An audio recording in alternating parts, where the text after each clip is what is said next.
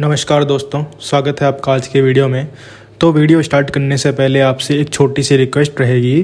पिछले कुछ दिनों से चैनल की रीच कुछ डाउन हुई है, इसीलिए आप लोग वीडियोस को पूरा लास्ट तक ज़रूर देखें, लाइक करें, हाइप और शेयर करें और एक कमेंट ज़रूर छोड़ कर जाएं ताकि यूट्यूब को पॉजिटिव फीडबैक मिल सके और चैनल की रीच फिर से अच्छी हो जाए। इससे हमारा चैनल अगेन रिवाइव हो सकता है। अगर किसी पर्टिकुलर टॉपिक पर वीडियो देखना चाहते हैं तो उसका सजेशन भी कमेंट में ज़रूर दें।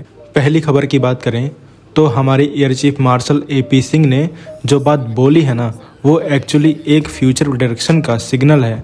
उन्होंने सीधा ये कह दिया कि अगर इंडिया को नेक्स्ट जनरेशन फाइटर एयरक्राफ्ट और एडवांस वेपन में आगे बढ़ना है तो अब हमें फ्रेंडली कंट्रीज़ के साथ मिलकर काम करना पड़ेगा। उन्होंने ये सब एक सेमिनार में बोला कि इंडिया को अब दूसरी कंट्रीज़ के साथ ज्वाइन करना होगा ताकि नए प्लेटफॉर्म्स, नए वेपन्स और नई टेक्नोलॉजी टाइम पर मिल सके। इसका मतलब ये नहीं है कि इंडिया अपना इंडिजिनस प्रोग्राम छोड़ रहा है, बल्कि उनका पॉइंट ये था कि टेक्नोलॉजी इतनी फास्ट ग्रो कर रही है कि अगर हम सब कुछ अकेले ही डेवलप करने बैठ गए तो इंडक्शन में बहुत ज़्यादा डिले हो सकती है। उन्होंने ये भी माना कि पिछले 10 से 12 साल में इंडिया ने डिफेंस R&D और मैन्युफैक्चरिंग का काफ़ी स्ट्रॉन्ग इकोसिस्टम खड़ा कर लिया है। तेजस, मिसाइल्स, रडार्स सब कुछ डेवलप हो रहा है, लेकिन 6th जनरेशन फाइटर जैसी चीज़ सिंपल नहीं होती। इसमें AI based system, manned unmanned teeming, extreme stealth, adaptive engine, advance sensors और इवन लेज़र वेपन्स तक शामिल होते हैं। ये सब चीज़ें डेवलप करना एक सिंगल कंट्री के लिए बहुत टाइम कंज्यूमिंग होता है। इसीलिए उनकी बात को लोग इस तरह देख रहे हैं कि शायद इंडिया फ्यूचर में 6th जनरेशन फाइटर के लिए इंटरनेशनल को डेवलप का ऑप्शन एक्सप्लोर करे, बिल्कुल वैसे ही जैसे एयरक्राफ्ट इंजन के केस में फ्रांस के साथ जॉइंट अप्रोच ली जा रही है, जहां टेक्नोलॉजी ट्रांसफ़र भी होगा और मैन्युफैक्चरिंग भी इंडिया में होगी। एयर चीफ का मानना ये है कि इंडिया टेक्निकली कैपेबल तो है, लेकिन अगर हम सिर्फ प्योर इंडिजिनस रूट पर चलें तो शायद हम लेट हो जाएंगे, और आज के टाइम में लेट होने का मतलब होता है स्ट्रेटजिक गैप क्रिएट हो जाना, स्पेशली जब चाइना और US जैसे कंट्रीज़ ऑलरेडी काफ़ी आगे निकल चुके हैं। आज दुनिया में देखें तो अमेरिका अपना next generation air dominance programme push कर रहा है, यूरोप में FCAS और टेम्पेस्ट जैसे प्रोजेक्ट चल रहे हैं, चाइना भी अपनी 6th जनरेशन कैपेबिलिटीज़ पर काम कर रहा है। ऐसी सिचुएशन में वेट करते रहना इंडिया अफोर्ड नहीं कर सकता। फिलहाल इंडिया का मेन फोकस AMCA पर ही है, जो 2030 के अराउंड सर्विस में आने की उम्मीद है। लेकिन एयर चीफ के शब्दों से ये क्लियर हो जाता है कि इंडियन एयरफोर्स सिर्फ AMCA तक लिमिटेड नहीं सोच रही, वो उसके बाद के स्टेप का रोड मैप भी अभी से प्लान करना चाहते हैं। अगली खबर की बात करें तो अब राफेल डील को लेकर एक काफ़ी इंटरेस्टिंग और इम्पोर्टेंट अपडेट निकल कर आ रही है। इंडिया और फ्रांस के बीच जो 114 राफेल जेट्स का मेगा डील होने वाली है ना, उसमें इंडियन एयरफोर्स इस बार एक बहुत स्मार्ट मूव लेने जा रही है। नॉर्मली होता क्या था, पहले प्लेन का कॉन्ट्रैक्ट होता था, फिर बाद में वेपन इंटीग्रेशन करने के लिए अलग अलग एग्रीमेंट साइन होते थे। राफेल के केस में भी ऐसे ही हुआ था। डैसॉल्ट एविएशन के साथ अलग से कॉन्ट्रैक्ट करने पड़े थे ताकि अस्त्र MK1, रुद्रम 1 और 100 वेपन्स जैसे सिस्टम राफेल पर इंटीग्रेट हो सकें। इस प्रोसेस में काफ़ी टाइम भी लगा और काफ़ी पेपर वर्क भी हुआ, बट इस बार इंडियन एयरफोर्स क्लियरली कह रही है कि ये सब अलग अलग नहीं होगा।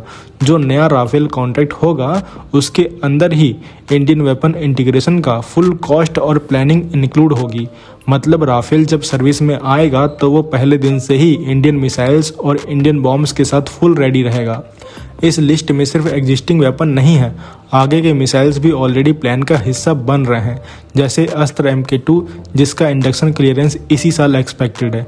उसके बाद अस्त्र MK3 जो 2029 के अराउंड इंडक्शन के लिए प्लान हो रही है। और सिर्फ रुद्रम 1 पर ही बात खत्म नहीं हो रही, इंडियन एयरफोर्स चाहती है कि रुद्रम 2, रुद्रम 3 और फ्यूचर के रुद्रम 4 भी राफेल पर इंटीग्रेट हों ताकि एनिमी एयर डिफेंस को सप्रेस करने के लिए एक full indigenous missile family available हो। इसके अलावा भी कुछ और इंडियन सिस्टम्स लाइन में हैं। तारा प्रिसीजन गाइडेड म्यूनिशन जैसे ऑप्शंस और नेक्स्ट जनरेशन के एयर लॉन्च क्रूज मिसाइल्स पर भी काम चल रहा है। इसका एक और फायदा है स्ट्रेटजिक इंडिपेंडेंस। कल को अगर किसी जियोपॉलिटिकल सिचुएशन में फॉरेन वेपन सप्लाई या परमिशन में इशू आती है तो राफेल फ्लीट फिर भी फुल्ली कॉम्बैट रेडी रहेगी। अगली खबर की बात करें तो जनवरी 2026 तक आते आते ये ऑलमोस्ट कंफर्म हो चुका है कि यूएई का F-35 लाइटनिंग II लेने का सपना प्रैक्टिकली खत्म हो चुका है।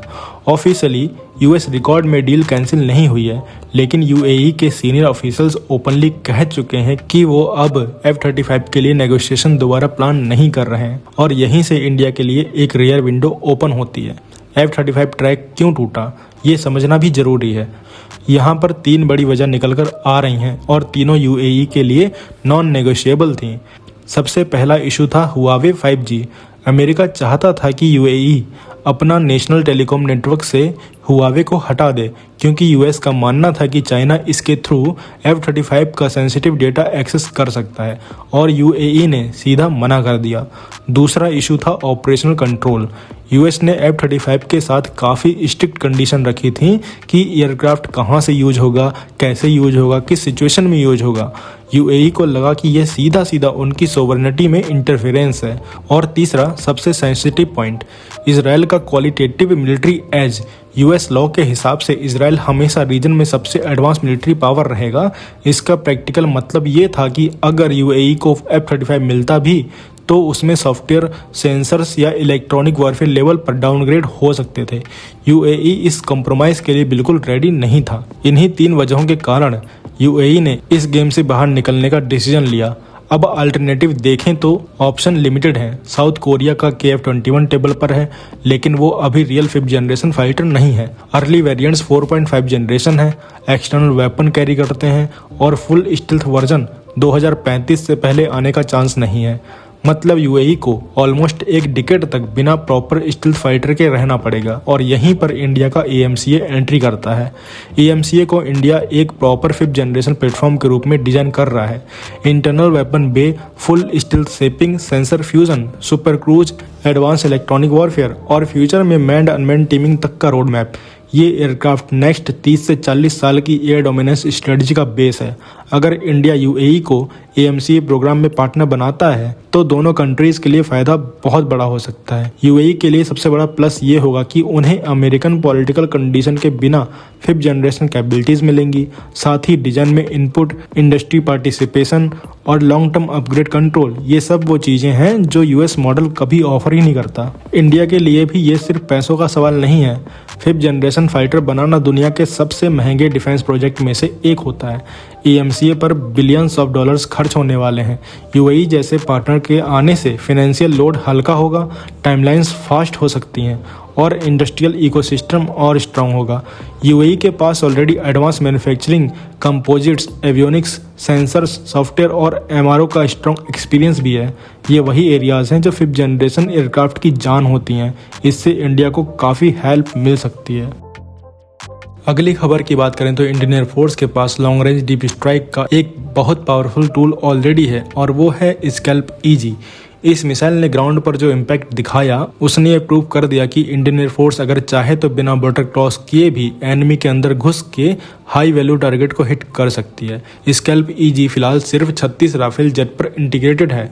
मतलब मिसाइल बहुत लीथल है, लेकिन उसको लॉन्च करने वाली प्लेटफॉर्म लिमिटेड है। अगर फ्यूचर में लार्जर स्केल पर डीप स्ट्राइक ऑपरेशनल प्लान करनी हो या अलग अलग फ्रंट पर साइमल्टेनियसली प्रेशर बनाना हो तो सिर्फ राफेल फ्लीट पर डिपेंडेंट रहना इंडियन एयरफोर्स के लिए प्रैक्टिकल नहीं है। यहीं से टॉरस KE-PD 350E का एंगल आता है। सोर्सेस के मुताबिक जर्मनी इस मिसाइल को इंडिया को एक्टिवली ऑफर कर रहा है और इंडियन एयरफोर्स इसको सीरियसली एवेल्यूट कर रही है। सरफेस पर देखो तो टॉरस और स्कैल्प का रोल ऑलमोस्ट सेम लगता है। दोनों stealthy, long range air launch cruise missile हैं जो हैवीली डिफेंडेड एयर स्पेस के अंदर जाकर हार्डन टारगेट डिस्ट्रॉय कर सकती हैं। यहाँ टॉरस की सबसे यूनिक चीज़ है उसका मेफिस्टो वॉरहेड सिस्टम। ये कोई नॉर्मल पेनिट्रेशन वॉरहेड नहीं है। इसमें एक लेयर काउंटिंग फ्यूज होता है जो लिटरली ये समझ सकता है कि मिसाइल कितनी कॉन्क्रीट लेयर्स क्रॉस कर चुकी है, कहाँ हॉलो स्पेस है और कहाँ एक्चुअल कमांड सेंटर या बंकर का क्रिटिकल फ्लोर है। मतलब मिसाइल को ऐसे प्रोग्राम किया जा सकता है कि वो छत को तोड़ के फिर 1-2 बेसमेंट क्रॉस करके एग्जैक्ट अंदर जाकर डिटोनेट हो। इस वजह से टॉरस स्पेशली यूजफुल हो जाती है। सोर्सेस के हिसाब से टॉरस को फ्यूचर में तेजस M1A और तेजस M2 पर इंटीग्रेट करना रिलेटिवली ज़्यादा रियलिस्टिक ऑप्शन माना जा रहा है। तो आप क्या कहेंगे इस खबर के बारे में कमेंट सेक्शन में जरूर बताइए। मिलते हैं नेक्स्ट वीडियो में। Thanks for watching. जय हिंद, जय भारत।